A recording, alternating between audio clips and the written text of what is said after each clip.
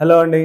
నమస్తే. నేను మీ కేశవ్ యాదవ్ అడ్వకేట్. జనరల్‌గా చాలామంది అబ్బాయిలు అడుగుతా ఉంటారు. అబ్బాయిలు మోసం చేసిండ్రని కేసులు పెడతా ఉంటారు అబ్బాయిల మీద. కానీ అమ్మాయిలు మోసం చేస్తే ఎటువంటి కేసులు లేవా అని అడుగుతా ఉంటారు. చట్టం దృష్టిలో ఇద్దరు సమానమే. అమ్మాయిలు అయినా సరే, అబ్బాయిలైనా సరే చట్టం అందరికీ ఒకటే న్యాయం ఉంటుంది. ఏంటి అంటే అబ్బాయిని, అమ్మాయి గాని అన్ని రకాలుగా ఎటువంటి అంటే ఫైనాన్షియల్‌గా గాని, ఫిజికల్‌గా గాని, సెక్సువల్‌గా గాని ఎటువంటి రకాలుగా వాడుకొని వదిలేస్తే అమ్మాయికి కూడా మనము ఆమె మీద కూడా 420 చీటింగ్ కేసు పెట్టడానికి ఆస్కారం ఉంటుంది.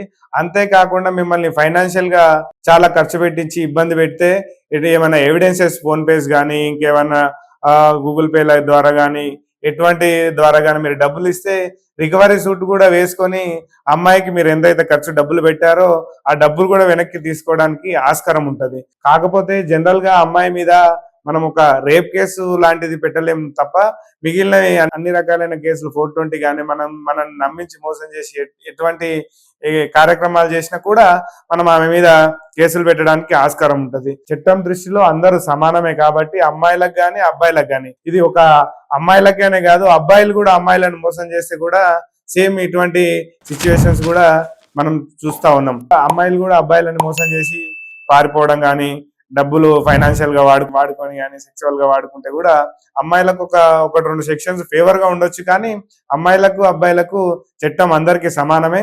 అమ్మాయి తప్పు చేసిన అబ్బాయి తప్పు చేసిన చట్టం దృష్టిలో అందరు సమానమే. వారికి ఖచ్చితంగా శిక్ష పడడానికి కూడా ఆస్కారం ఉంటది. చట్టంలో దేనికైనా సొల్యూషన్ ఉంటది.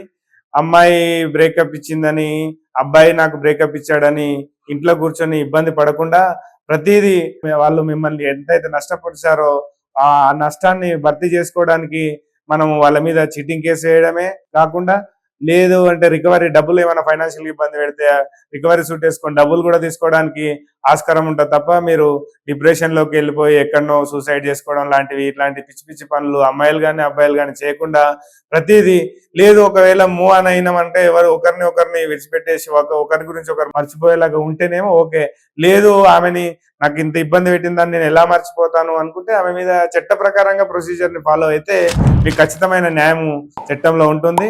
చట్టంలో ప్రతి దానికి సొల్యూషన్ ఉంటది కాబట్టి ఆ చట్టాన్ని మీరు యూటిలైజ్ చేసుకొని కేసు వేసి దాని నుంచి న్యాయం కూడా పొందడానికి ఆస్కారం ఉంటుంది. అబ్బాయిలు కానీ అమ్మాయిలు కానీ ఎవరైనా సరే న్యాయం పొందడానికి ఆస్కారం ఉంటుంది.